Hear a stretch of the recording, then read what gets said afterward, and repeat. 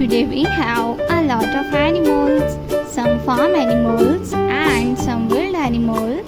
Let's learn their names point by point. Are you ready, kids? Let's start. The first animal is a camel. A camel is a farm animal. The next animal is a lioness. A lioness is a wild animal. A lioness. The next point is a peacock.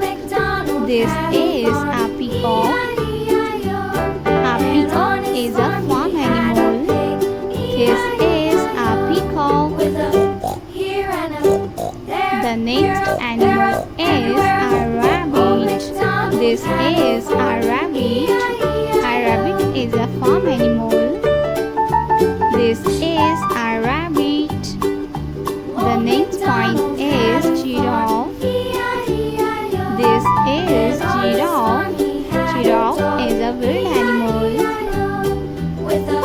The next animal is a cow. A cow is a farm animal. This is a cow.